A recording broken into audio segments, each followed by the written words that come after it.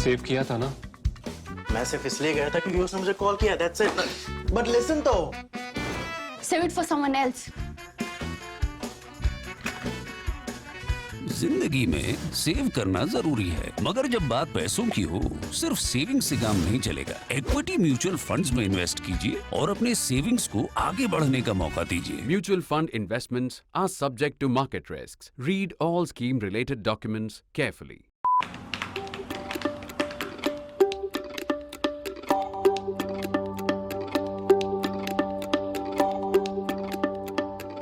We are heading into the long weekend of the big Independence Day.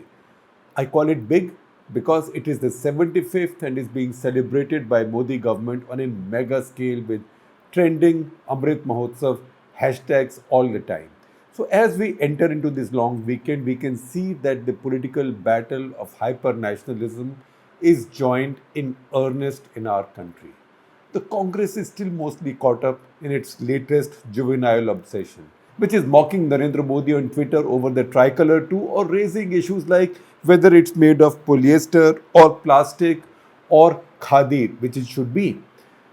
The other non-BJP parties or anti-BJP parties are caught in their own priorities, in many cases set by the Enforcement Directorate and CBI. Only two parties have tried to out Tiranga BJP on this campaign. K. Chandrasekhar Rao in Telangana and Aam Aadmi Party in Delhi and elsewhere. The AAP response, AAP meaning Aam Aadmi Party, the AAP response is, however, more substantive and also more relevant because they are the only other challengers of the BJP besides the Congress with a pan-national presence.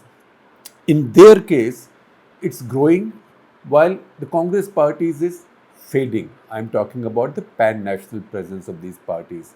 For Aam Aadmi Party, it's growing. For the Congress, it's fading. Aam Aadmi Party is also way more capable of street fighting than the Congress. They were the quickest, that is Aam Aadmi Party, they were the quickest to figure that the war of the Tiranga would be the next chapter in the tussle for nationalism, which is now a key issue. And in this war over nationalism, both the numbers and size will matter. That's why they decided early enough to have the capital awash with the national flag, no less than 500 of them in Delhi. And each so big you can't miss it even from a distance. The message is not only is mine bigger than yours, there are also many more of mine. So I beat you in size and in numbers. The war of the Tiranga, however, is not some school gang fight over some symbolic issue. It is a metaphor for a new battle of ideas in national politics. The essential proposition or the foundation on which Narendra Modi's BJP built its post-2013 politics. We say 2013 because that's when he was nominated to be the party's prime ministerial candidate. So the central proposition or the foundation on which Narendra Modi's BJP built its post-2019 politics was religion and nationalism. In most democracies, this will be a killer. Once somebody combines religion and nationalism, nobody can fight it. So, this will be a killer combination unless the rival can make better claims to it, which wasn't the case with the Congress by that time. By 2013, Congress had lost out on both of these. Both the Congress and the AAP contested BJP's monopoly claim over Hindu religious sentiment over time. Rahul has responded by visiting temples, carrying out rituals, being on camera in the temples, and his people have flaunted his sacred thread, the Janeu, and Brahmin Gotra. That, however, has come across mostly as apologetic. Like saying, look, I'm a Hindu too.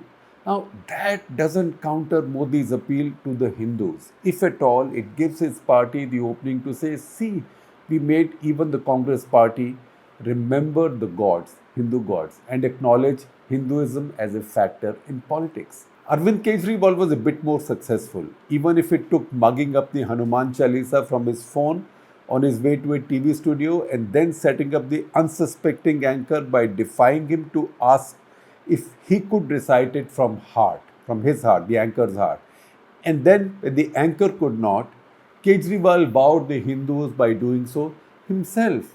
He also had the smarts to offer free pilgrimages to senior citizens in Delhi, mostly to Hindu centers of pilgrimage, but also tossing in Ajmer Sharif so it sounds secular, and the key gurudwaras. But his government's advertising featuring him as a modern day Shravan Kumar, the storied ideal Hindu son who carried his blind parents on pilgrimages across India on his shoulders, left nothing to imagination. He's fighting Hinduism with Hinduism. Now, you might have noticed that we are avoiding using Hindutva. We don't use it unless it's in the specific Savarkarite political context.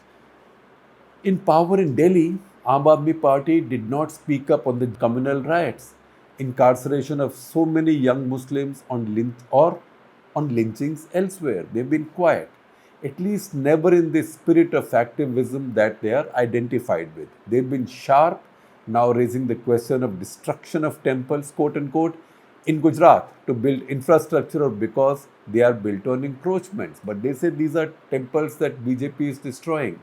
But they also know Aam Aadmi Party is quite astute. They also know that on religion, the best you can do is fight a defensive or a hedging battle. Nationalism is another matter. This is where a bare knuckles fight has now broken out between them and the BJP. It's been flagged off by the Tiranga. What else? Bare knuckles isn't exactly a most apt metaphor since the immediate context is freestyle wrestling. But it makes our point since we are mixing hard politics with contact sport. Watch therefore the fight between the BJP and the AAP over the complaint by woman wrestler Divya Kakran, who just won a wrestling bronze at Birmingham. Her complaint that while she lives in Delhi, Kejriwal government has done nothing for her, has been widely used by the BJP people to attack the AAP government. The insinuation is that its commitment to both the truth and nationalism is dodgy. The truth because it apparently made promises to her in the past, and nationalism because, after all, isn't that what a sporting medal is all about? It's about national glory. If the Kejriwal government defends itself by saying she's from Uttar Pradesh, so why should they reward her? The response is that she lives and trains in Delhi while being employed by Indian Railways here. Any which way, the BJP sees Kejriwal on the defensive on this issue. Now wait now for the next move from Kejriwal. Like the Tiranga, this too is a piece in the big picture where a new battle of ideas has begun in national politics. And that is about nationalism. For 3 years after Modi won his second national mandate in 2019, Kejriwal had carefully avoided making any attacks on him. No attacks on Modi after 2019 election result. If anything, you might have seen, say, on the big constitutional changes in Kashmir, etc., he was supportive of Modi government. It's as if Modi didn't exist as a threat to Kejriwal or a challenge. Not even when he campaigned, not even when Kejriwal campaigned in the subsequent Delhi Assembly poll and swept it again.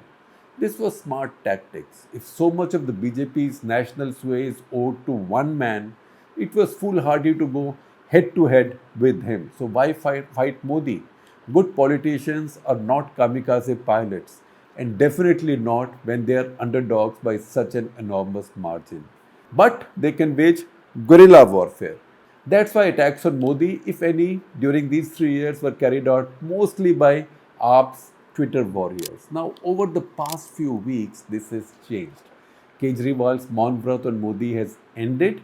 This is an important turn in Indian politics. In some ways, this rivals the dramatic turn in Bihar. We say this because while Bihar has given a new energy to the old social justice Mandal politics warriors at good days when caste could divide the Hindu vote are returning, the big picture is different. There is zero evidence yet that Bihar in 2022 can have the same overhang effect over Indian politics as it might have had in 1989-91, that is the Mandal Kamandal period, or even earlier in 1974-75, which is the era of the pre-emergency popular protests when Jayaprakash Narayan's movement started in Bihar. The battle for national power will still be over religion, which means the Hindu vote, and nationalism. Now, two important things follow from this. And what are these two? That at a pan-national level, Congress isn't yet ready to fight on these planes. At the same time, AAP is heading for the big test of its national ambitions in the coming elections of Himachal Pradesh and Gujarat, where it's aiming to displace the Congress as the alternative to BJP, at least to rise as the second largest party or take enough seats from the Congress to rise as a substantive pan-state party. AAP cannot do so by attacking the Congress alone. That it could do by attacking the Congress in Punjab, but not elsewhere, because in Punjab the BJP didn't count. Now it has to take on the BJP, which means it has to take on Narendra Modi. It was adroit enough to fight in the Delhi assembly polls without attacking Modi, or even in Punjab, where the BJP doesn't count, as we just said. In both places, its approach would be described by twisting that famous Rajasthan slogan in the 2018 state assembly elections. Remember that one? Modi tujhse bair nahi, Rani teri khair nahi, Rani for Vasundhara Raje. Meaning thereby that look, we are not anti-Modi, but we don't like your chief minister, so we'll vote against her. But come national elections, we'll vote for you. But while we might vote for you, we have no enmity with you. We won't spare your party's chief minister, Vasundhara Raje, who we don't like. For Kejriwal in Delhi and Punjab, it was quite possible to demodify their campaigning accordingly. So once again, a kind of modified version of the same slogan, which is that we don't have a particular problem with Modi, we are not fighting Modi, but we'll fight the BJP and we'll fight the Akalis and the Congress party in Punjab. So that is what I mean when I say for Kejriwal in Delhi and Punjab, it was quite possible to de-modify their campaigning. Now with their ambitions rising, that has to change. That is why, to use another boxing metaphor, and by the way, you keep saying I use a lot of cricketing metaphors, so I'm using a bit of boxing metaphor today, because I am crazed not just about cricket but about all sport, particularly Olympic sport, and wherever possible I try and evangelize it also. So that's why I'm using boxing metaphor today. So this is the second one after bare knuckles, that gloves have to come off now in Indian politics. India's most audacious new party has joined the battle with Modi on freebies and nationalism. The latter is more visible, nationalism is more visible. So they will match it Tiranga for Tiranga, slogan for slogan, tweet for tweet. It's going to be an interesting and important few months in what remains of this political year. Now, by the way, you might ask me, what is political year? You've heard of calendar year and financial year. So since we mostly look at politics all the time, there is no harm in also coining another term. So in this political year, when the country will see election in these two key states, particularly in Himachal and Gujarat, which is so crucial to Narendra Modi, let's use this expression and say this will be crucial in what remains of this political year.